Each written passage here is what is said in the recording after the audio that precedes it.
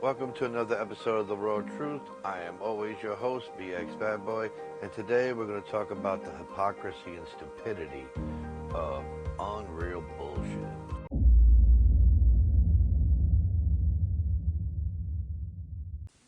Today we're going to be discussing the unreal bullshit of hypocrisy and stupidity, to be honest with you. My son's mother texts me today and says this. Where is it? No, the wrong one. There we go. So she sends me this text message. You won't let him go back even 2 days a week? So I'm like, are you kidding me? She goes, okay, well, I have paperwork to fill out. It's a yes or no question, not a conversation. I told her no. The idiocy of even asking me that will come with following. I'm going to play a video clip from a previous episode with my child. And my brother, of course. Now tell me if this is not stupidity to send him back to school.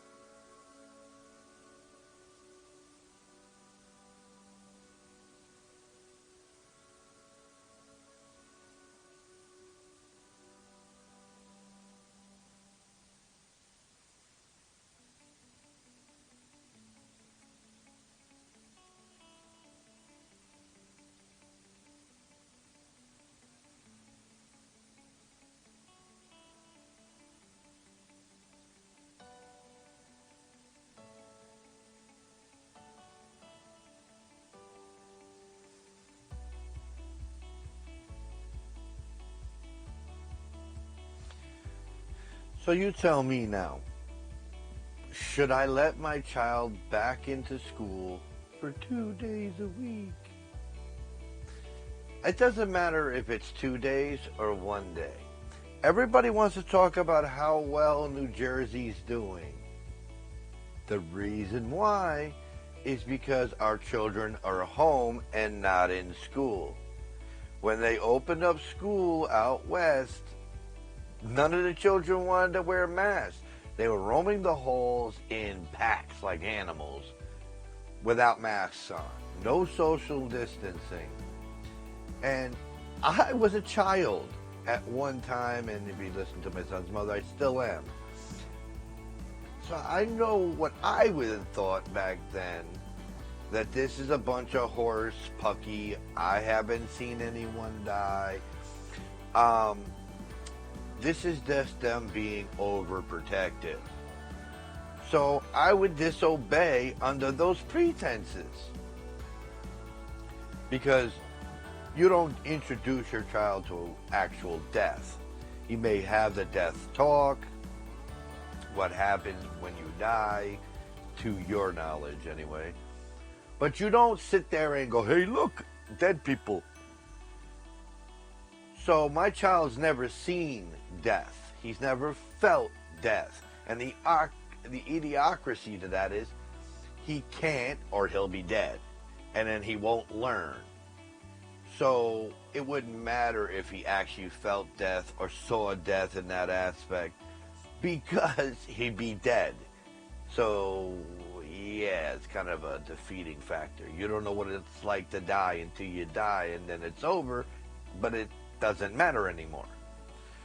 So the point here is, my child doesn't understand any more than any other child, or adult for that matter, what death is, because we would have to die. That's why no one the people that don't want to take this serious aren't, because it either hasn't affected them directly, meaning one of their family members haven't died from it, or they just chalk it up to another common cold. It happens. It's nature.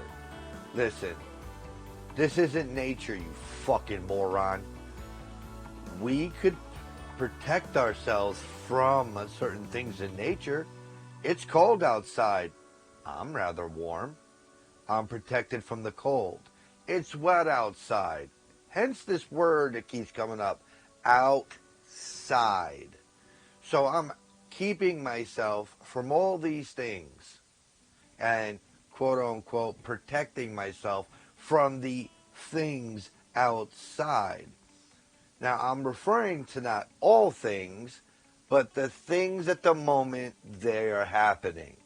Like rain, it's not raining every day. Cold isn't every day. Hot isn't every day. Plagues aren't every day. So, you don't even have to stay inside to avoid the plague. Just wear the mask. We all protect each other from each other. Children don't listen to that, and they're really not going to. Right in your face, my child will listen to me in my face. I go like this, he does the opposite. That's children for us. So, sending our children back to school is just asinine without a vaccine.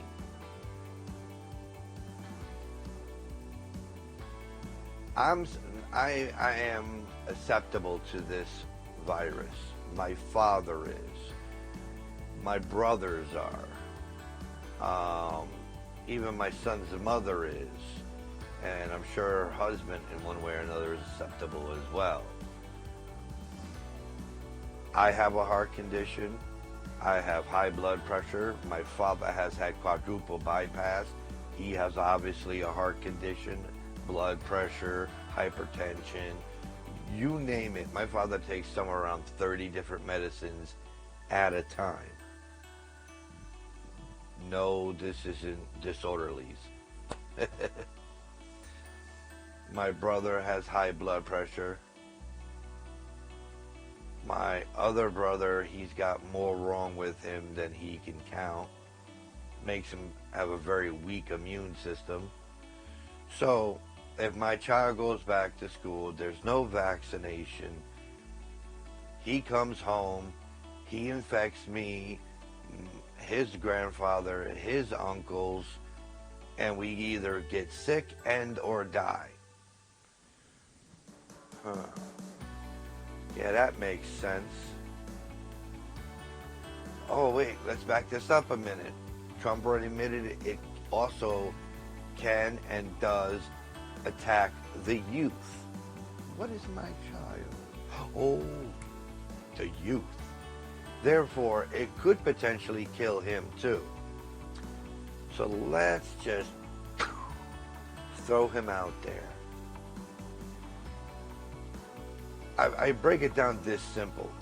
If two people are constantly fighting every time they see each other, you put them in two different houses and lock them down, you can't then turn around and say, oh, look, they're not fighting.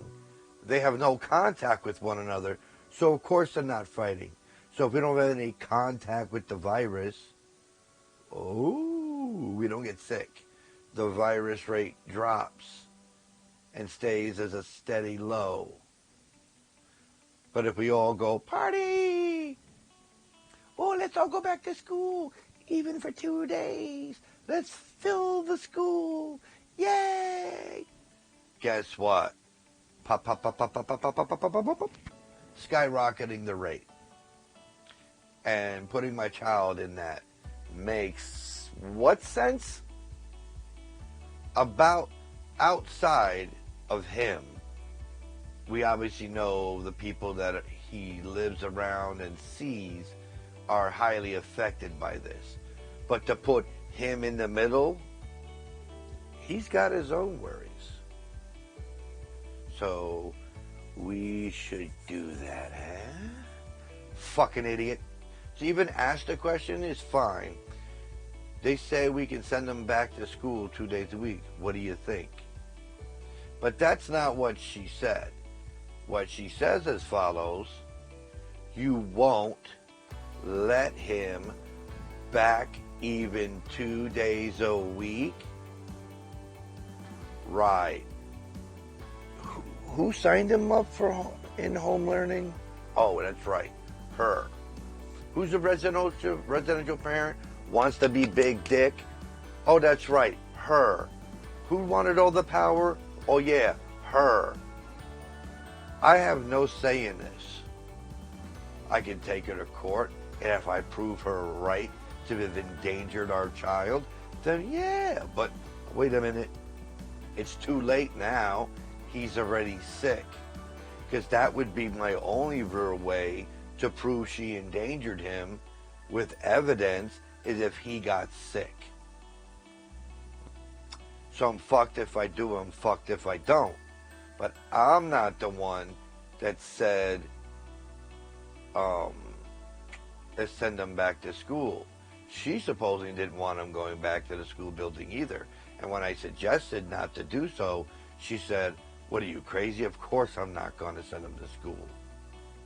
Now she says, you won't let him go back even 2 days?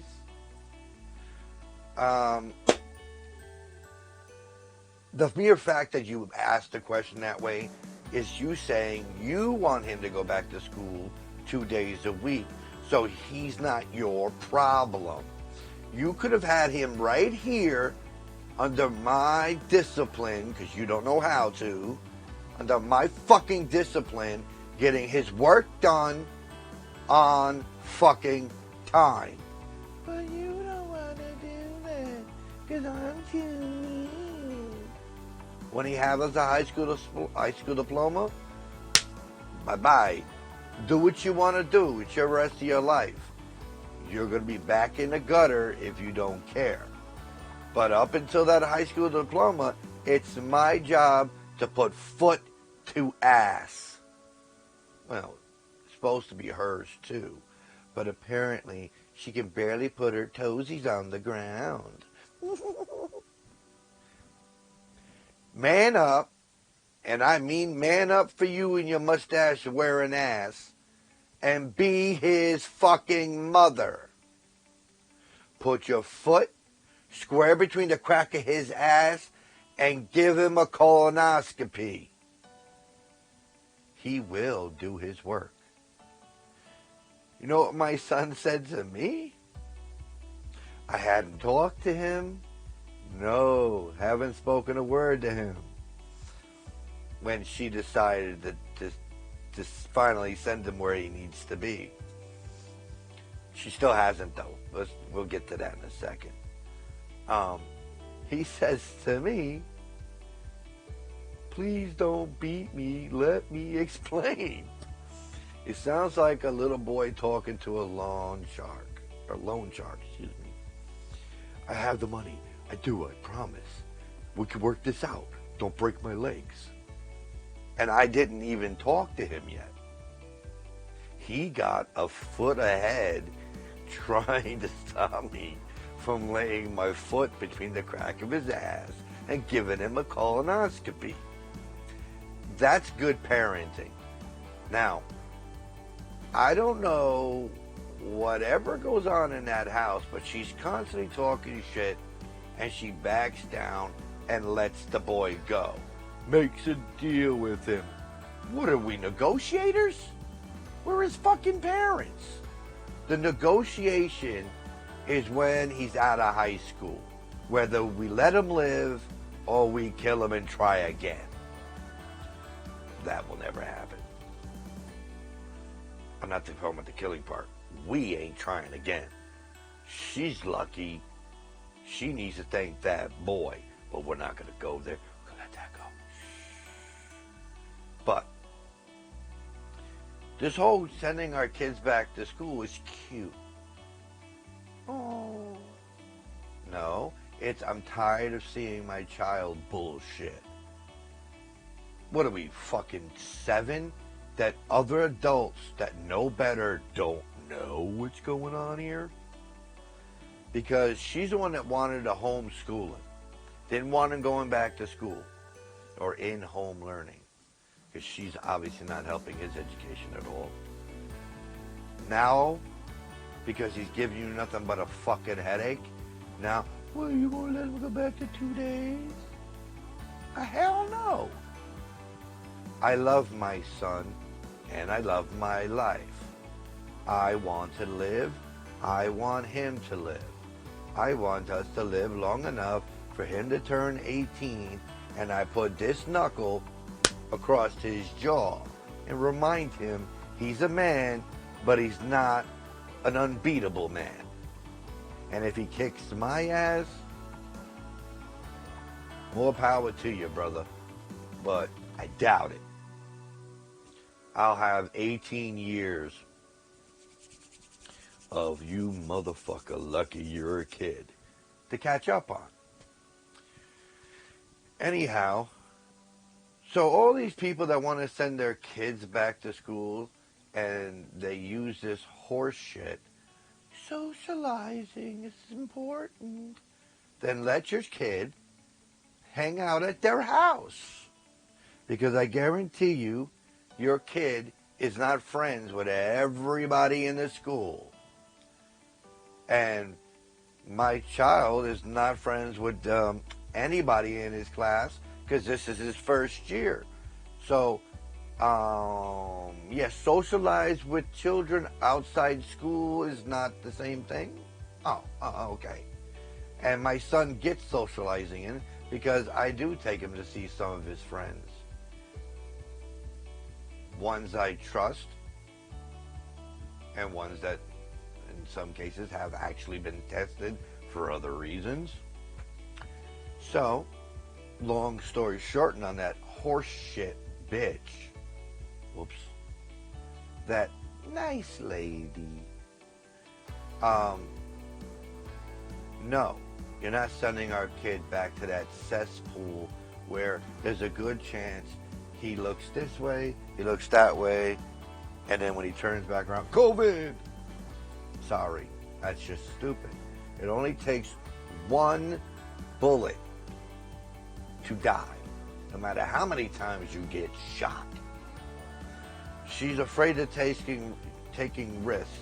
In a previous episode, I mentioned that our child mentioned his mother's not afraid of COVID. She's more afraid of being killed by a black man on the street. Which, how many whites were killed by a black man randomly on the street?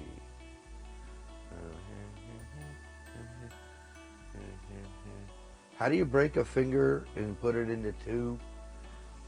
the comparison between blacks killing whites and COVID virus killing Americans, 200,000, maybe 20 in the last 20 years?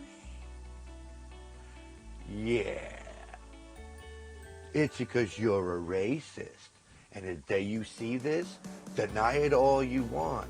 You're a fucking racist. At the bare minimum, you're a bigot.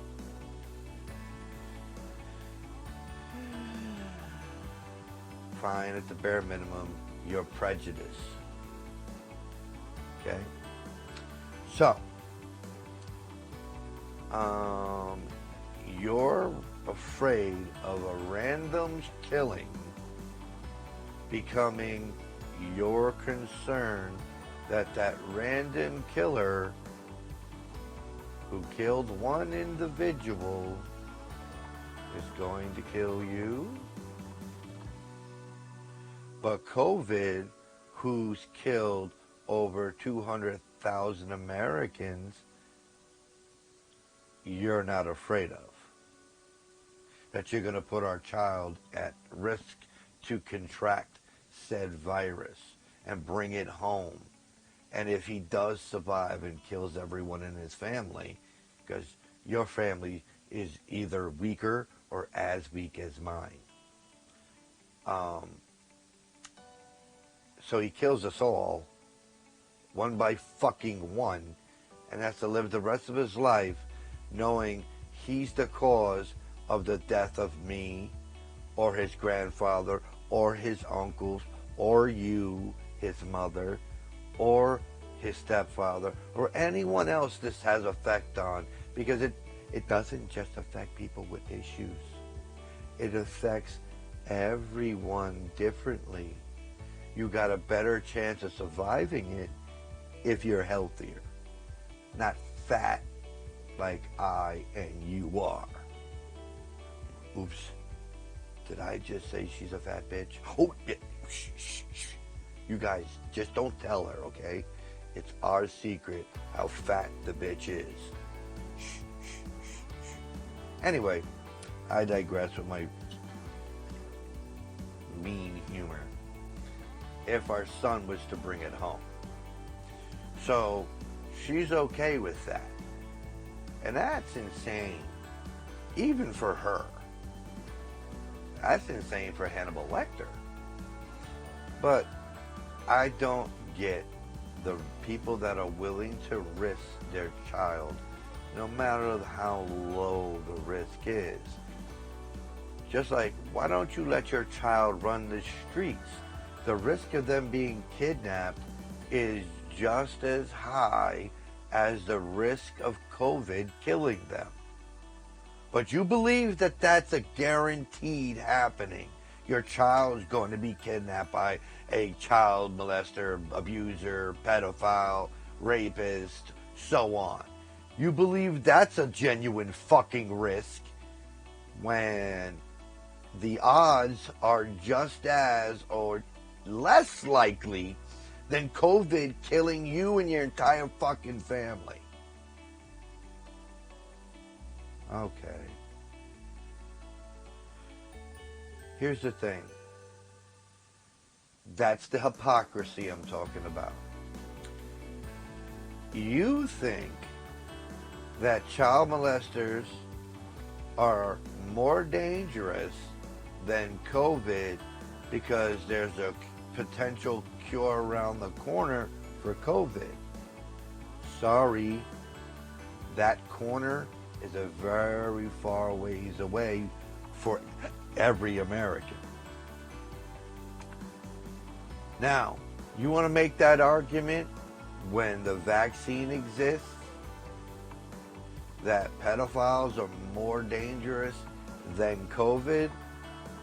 I'll take you up on that as a yeah, I think so. Because there's no cure from pedophiles. But there's a cure for COVID. But guess what? There's no cure for either one of them right now. There's only a way to make the person who's got COVID comfortable until they die, or help them recover and have injuries, lifelong injuries. That sounds like the same thing as a pedophile. You're going to be able to save your child after they're done and help them with long life damage. Okay. So you stupid motherfuckers need to take them both just as serious until there's a vaccine that we can trust. Then you'll put my mouth quiet about which one's more dangerous.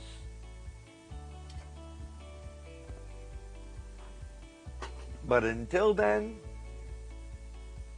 I'm gonna be childish about this.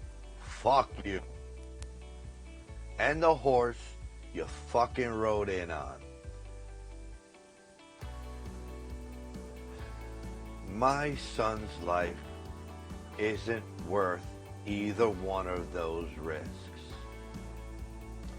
Even though I know COVID has this much chance of killing him or making him severely sick, and it's this much of a chance that a pedophile is going to take my child, if he could defeat my child. My child's no baby. He's 5'6", 160 pounds. There's a good chance the pedophile's got a problem coming his way. Anyway, they're both this big of a chance at happening to my child where I live. So, I'm not taking either one of these risks, no matter how small, on my child's welfare. Neither should you. Neither the fuck should she. But she doesn't care. As much as she, oh, my baby. He's not a fucking puppy. He's not a toy. He's a human fucking being. He should be treated accordingly. Every adult I've ever met that met my child said, wow, he talks so well. I know that sounds like they're mocking him, but they're not. Because they understand him and he understands them. And we're not just talking about since yesterday. Even when he was 6, 7 years old, even a little bit younger. Do you know why he's able to speak well to another adult? Because I didn't treat him like a baby. I treated him like a human being. Okay? Yes, we have our moments of baby talk. But I still talk to him like a human being. Not an equal, but a human being. He gets equality with me when he becomes an adult, like me.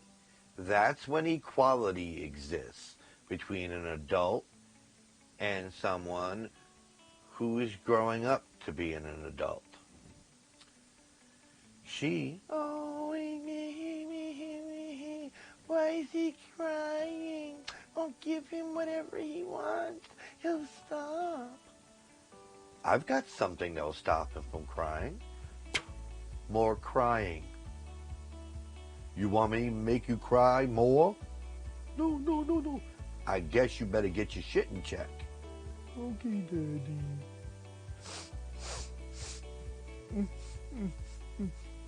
I hear whining. No, Daddy. I'm not whining. I'm sorry. Not, here. You want this $5 million you're crying over? Here you go. Shit, how am I paying the bills? I gave all my money to that little bastard. That's not how you treat children. You don't give them what they want to shut them up. All it does is perpetuate them continuing to whine the next time they want something you said no to until you give it to them, or the equivalent of something else they want that will make them happy enough to shut the fuck up. Nah, bad parenting. And those of you who do it, I'm sorry, bad parenting. That's how they become spoiled little bitches, like his mother. But I digress. I have friends that do that. They just give their children what they want and wonder why the child walks all over them. Oh, I don't want to do that to them. Well, they're doing it to you, and they know you're not going to do it to them. FYI, I'm going to get yelled at for this. Bald her. Bald her. Bald her. Cut it all off. She'll learn a lesson. Yeah, I'm going to get in trouble for that one. That person watches these videos from time to time when her children aren't driving her bonkers. She's going to be mad. But the truth is the truth. If she would have gotten the crew cut and had to look in the mirror, she'd be like,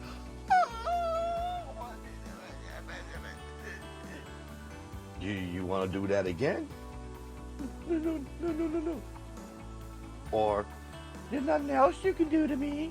Oh, razor blade time. Mommy was here. Listen, our children today are big, whiny, little, and the thing is, it's because the parents before us abused the fuck out of us. And we don't want to hurt our children. I'm not suggesting you sit there and go, this is going to take a while. I hope you don't got anything to do this weekend. No. Though it might be fun. Now, with my child, I've never really had to hit him more than once. Ask him. He'll tell you. One heat. Oh, Daddy, I'm sorry. Don't do it again.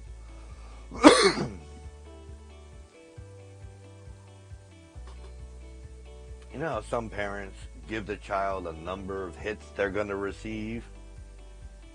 Not me. I count down from 3 or up to 3. And I stretch it 2.5, 2 3/4. What comes after that? Daddy, it's not funny. Well, if I get to 3, I'm going to be missing a child. So I'm trying to drag this out so you live, kid. No. All right. Yeah, if I get past this thud, you're going to go from now on. And he gets it done. I try to give him slack in that fashion, that we're still in the motion of you're about to get your ass whooped. And hope he realizes he's going to get his ass whooped. And he goes, okay, nope, I don't want none of that. And from the text message I received, that I just told you about 20 minutes ago, of him saying, please don't beat me, let me explain. If that doesn't tell you he knows what's coming, and he either needs to start acting right, or him and I are going to have a fight. And on that note, peace. P.S. Please subscribe. I could use the help. And I could use the commentary, because I like to have a conversation. If you think anything I said is wrong, I'm not going to treat you like her and or my child. I have no problem going back and forth. You be respectful, I'll be respectful. You cross that line, I'm going to knock you back over it. That's all I'm saying. I won't curse at you until you cross that line. And if you don't know where that line is, no home training. Go back home to your mama and your daddy and be like, teach me the ways. because you don't want me teaching you the ways. And on that note, I'll digress. Have a great evening, and be safe. Wear your mask, social distance, because it will save your life. And mine too. And maybe we'll make it through this alive together.